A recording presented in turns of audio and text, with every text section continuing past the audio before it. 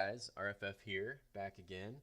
Um, as all of you know, we wrapped up our cycle a few weeks ago at the beginning of May. I like to take off for the summer, avoid burnout, just relax from Madden a little bit, let the news about Madden 20 kind of roll in.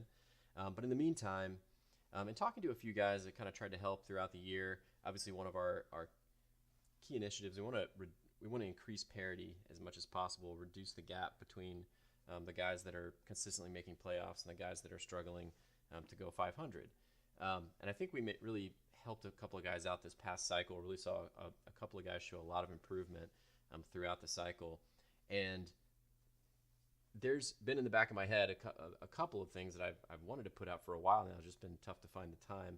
I put out kind of a video and another recording last summer and forgot to archive the video, so it kind of disappeared. So I wanted to get maybe a little bit more formal approach this time around. I have a handful of topics planned that I really think if the guys who are interested, they pay close attention, this can really, really, really up your game. I'm not the best player in the world by any stretch of the imagination. I'm not even the best player in our league, but with good team building, knowing how to kind of construct my team the way I like to play, sound play calling, and just generally good reads. Obviously, sometimes I can have really good seasons. For those of you who are not in the league and just happen to be missing or listening to this because it gets posted on Operation Sports, yeah, I'm not like the guy that's going to come into your league and dominate everything, but I'm a pretty consistent 10 to 14 game winner and usually good for about one Super Bowl per cycle. So if you're really struggling to win in online leagues and you really have zero interest in learning whatever like the newest trick play is or anything like that, first of all, it's all going to disappear the moment you stop playing Madden 19, or a lot of it will. And second of all, that's just not a very fun way to play, in my personal opinion. I attribute almost all of my improvement to just learning a little bit more about football and really working on areas of my game. I think there's a difference between knowing something and actually having it become part of your game. And so these series of videos will really just be intended to help people kind of up their game in a very football type way, so that when Madden 20 comes out and then Madden 21 after that and so on, all these principles that we cover will absolutely still apply. So we're going to take a look at a schedule I kind of have planned. I've prioritized this knowing that there's a decent chance I probably won't get to the final one or two videos just because, as those in the league know, I have a baby number 2 coming up here somewhere at the end of June, beginning of July. That's why you'll kind of see a gap in the dates. So I've prioritized these to where as long as I get through the first 4 to 5 videos, that's what I think will have the most immediate impact on people's games. Today we're going to cover improvement and mentality, which is probably something that most people have no interest in listening to. Then we're going to do some defensive play calling because I think that's a quick win for a lot of people. The hardest thing, obviously, will be offense. Passing is something that I think is really tricky to learn and takes a little bit of time, takes a little bit of practice, but that'll be kind of the meat of what we cover. I want to make sure we get through passing and play calling, and then if we have time, we'll get into some more team building. There's actually a recording I did last summer, so I'll kind of repost that as I think it goes well into this series, as well as some kind of notes on how to work with the personnel once you've built up a good team. So today, improvement mentality. I think this is the one that when people hear this, they're going to want to tune it out and just tune into the next 2 or 3 videos, and that's fine. But the reality is, if you're listening to this because you're trying to win 8 games per year in our league, or you're struggling to even win sometimes 6 or 7 games, or maybe you're stuck at that 7 to 9 win range and you're really struggling to break through and be a regular playoff team, the reality is you're probably not strong in improvement as a skill. And what do I mean by that? We're going to cover improvement as a skill, how to use practice mode, and then just mentality in general. But the first one is probably the most important of all. I think if you aren't good at this, nothing you listen to in my follow-up videos will be worth your time. You won't get much out of it. You may as well just skip them all. How to improve at basically anything is a skill, and it is a skill that you can learn. So it's a concept called deliberate practice. This is a very well-known concept at this point. You cannot just get better at something, or rather I should say, you will very quickly hit your ceiling if all you do is just fire up practice mode and mindlessly play some snaps. Like if that's all you do and that's your idea of practice, you'll get a little bit better, but most people will very, very quickly hit a ceiling for all kinds of obvious reasons. So the concept of deliberate practice is basically that you can't just mindlessly do anything for a lot of hours and really get good at it. You have to improve different aspects of your game one at a time. And people that get really, really, really good at things, they either do this consciously or they just are naturally good at doing this. And that's fine. But if you are listening to this, at least in the world of Madden, you probably are not good at this, or you wouldn't be needing this video. And I don't mean that in a mean way. It's just, just being real. So the first step to deliberate practice is you have to identify your weaknesses. This is something that it's tricky to do. You have to be very honest with yourself. If you have identified that the number one thing keeping you from winning games is that Madden hates you, then you haven't gotten past this part of improvement. We're literally on the first bullet of the first video. If you think that the number one thing keeping you back from winning games in Madden is that Madden hates you, then turn this off and come back and watch these when you've gotten past that. If you're able to really identify weaknesses, for instance, like I suck at passing, or I really have a hard time running the ball, or I just seem to have a terrible defense. Okay, cool, that's a great start. So first identify your weaknesses. For I think a lot of people listening, the passing game is going to be the key weakness, and that's what we're going to spend a lot of time on in subsequent videos. But it might be something else. Then you want to isolate one thing at a time to work on. For instance, in the passing game, maybe you want to work on not throwing interceptions.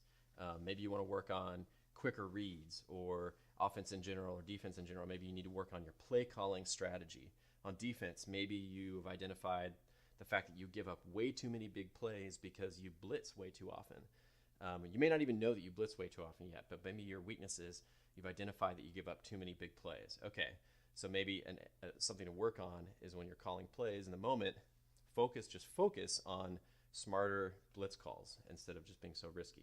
So you isolate one thing to work on at a time, and then this third part is by far the hardest thing to do. Like none of this is rocket science. It's simple, but it's really difficult to execute.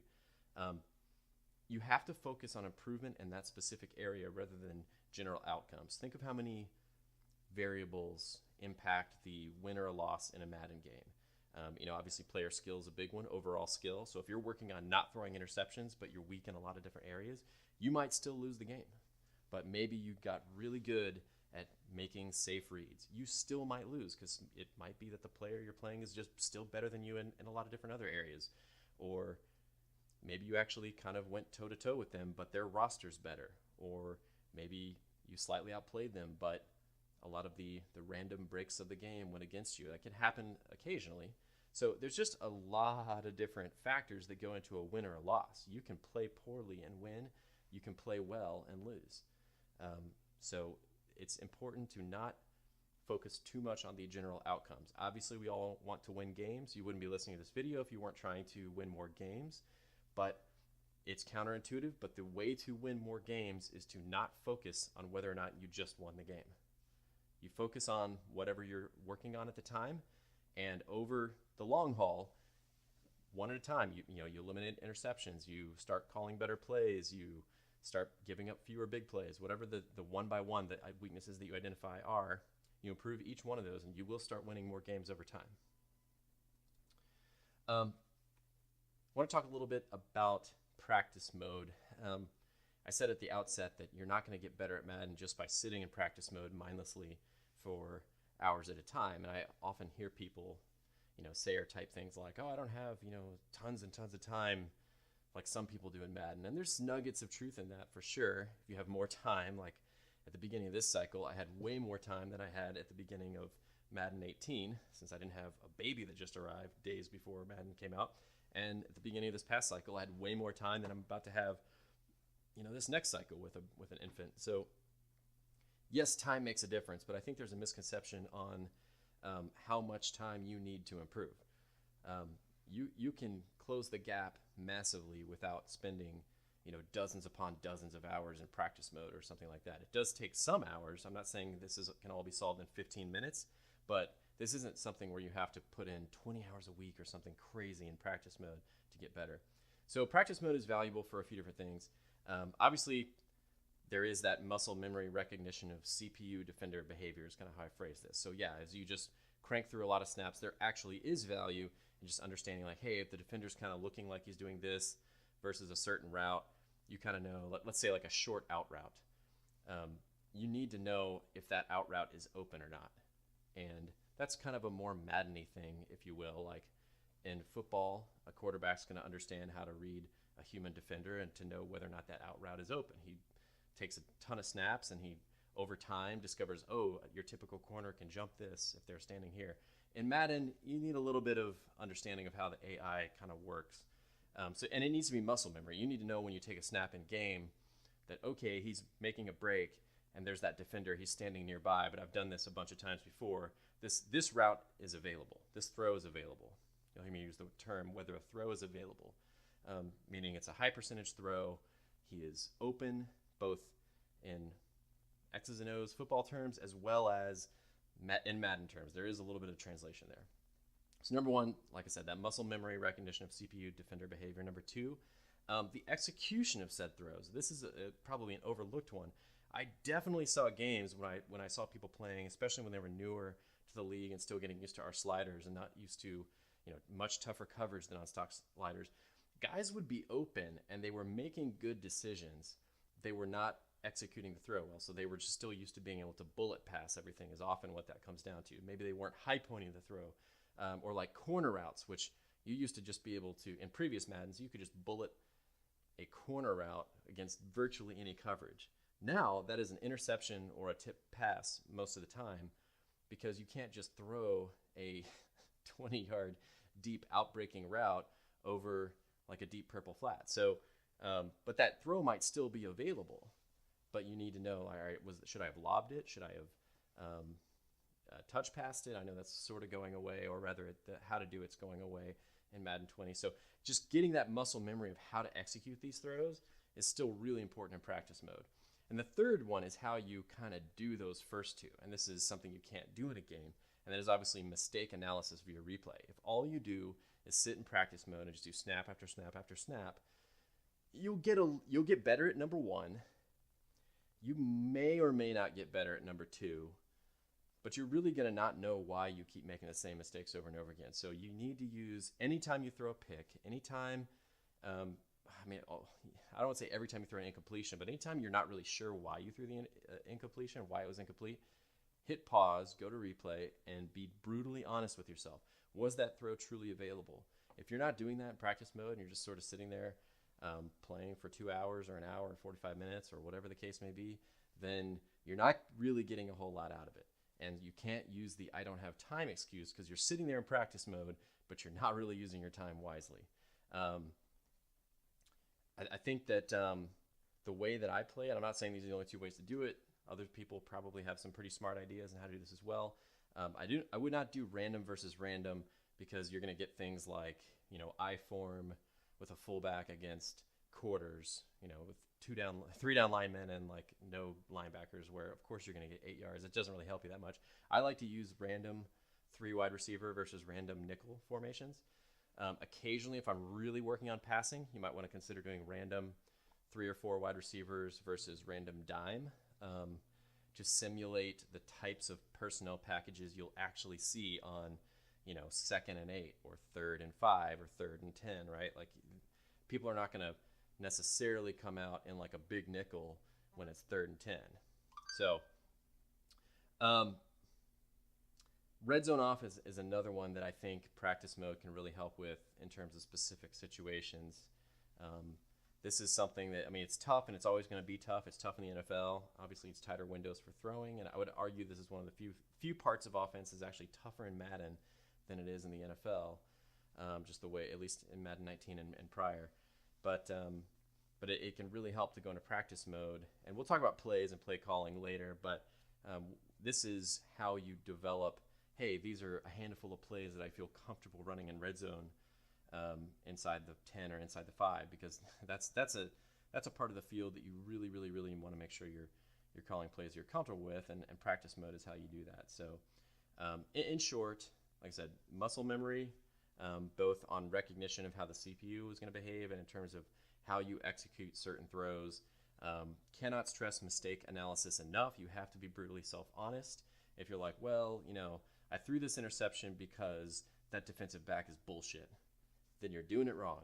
Like what I'm saying is in Madden, it's not going to be bullshit. It may be kind of bullshit that a defender can make the play, but if that's what's happening every single time in Madden, or at least even half the time, then that's not a good throw, right? So I kind of in the league have introduced the concept of like unpredictable bullshit and predictable bullshit. So like something might not be true, like something might not be realistic. Like there are times where in Madden a player makes a play that, let's take a linebacker leaping 20 feet in the air to pluck the ball, even though the target for the pass was 20 yards behind him.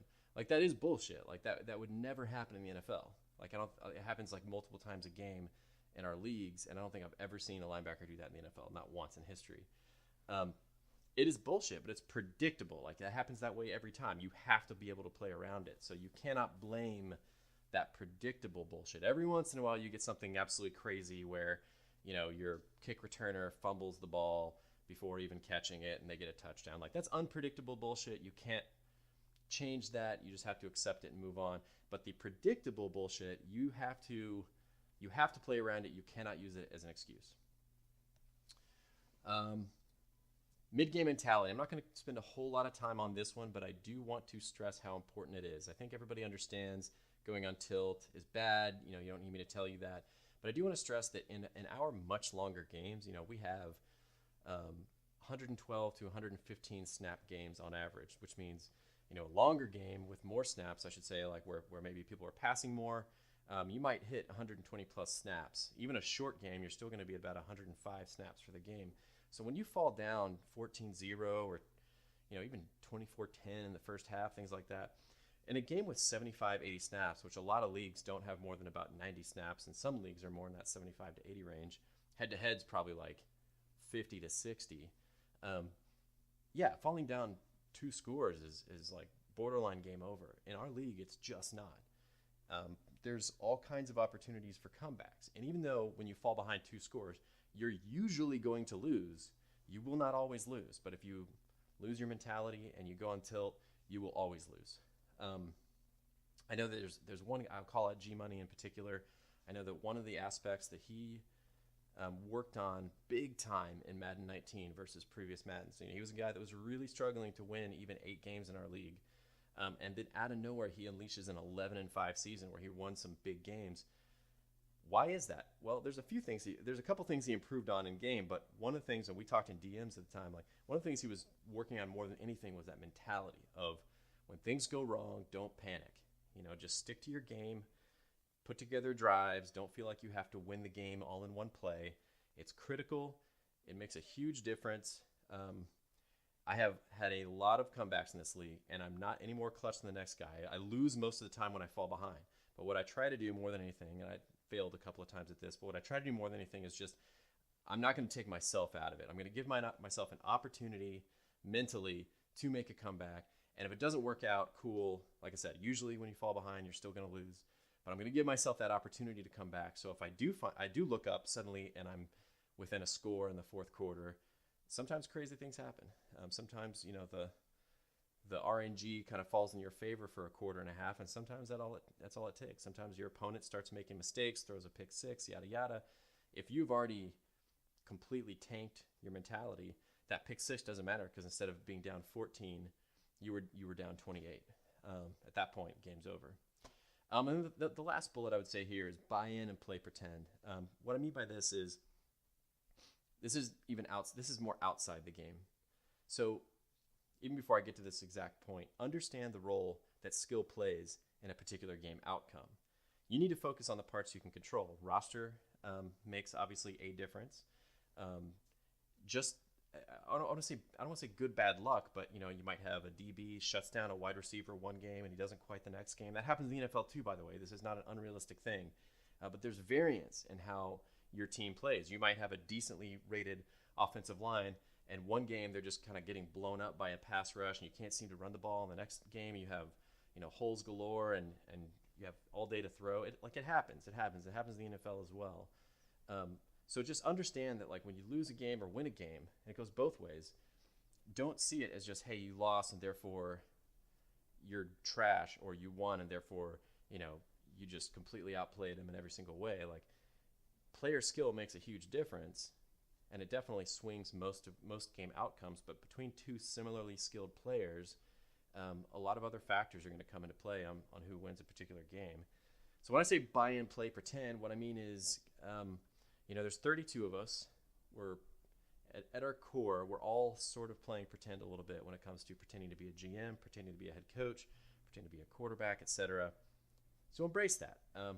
If you're having a rough season, it helps a little bit to embrace that grind of like, hey, we're kind of working through a tough season and we're going to get better next year. But I think that final piece of getting better next year, it's not going to happen automatically. So everything we've covered today and everything we're going to cover in a lot more detail when it comes to specifics around the passing game, etc., is the part that you do have to work on. So, in short, deliberate practice, identify your weaknesses, work on one thing at a time until you feel like you've got it in a good place, then move on to the next thing. Only worry about the improvement in that specific area. If you win a game and you throw 3 interceptions and that's what you're working on, don't feel proud that you won the game. You didn't improve the thing that you're supposed to improve on. Practice mode, we went over what I see as the value of practice mode rather than just idly sitting in it for hours at a time. And then mid-game mentality, and I think out-of-game mentality as well. It's just that is really super critical to succeeding and to winning more games. So with that, I'm going to wrap it up and be a little bit shorter episode today. But next up, over the next week or two, we are going to be covering defensive play calling. Like I said, the dates here are not 100% set in stone. I might have to, depending on busy schedules, working a lot these days, might shuffle around, but this is tentatively the schedule I have planned. So next up, defensive play calling. All right. Thanks everybody for listening, and stay tuned for more.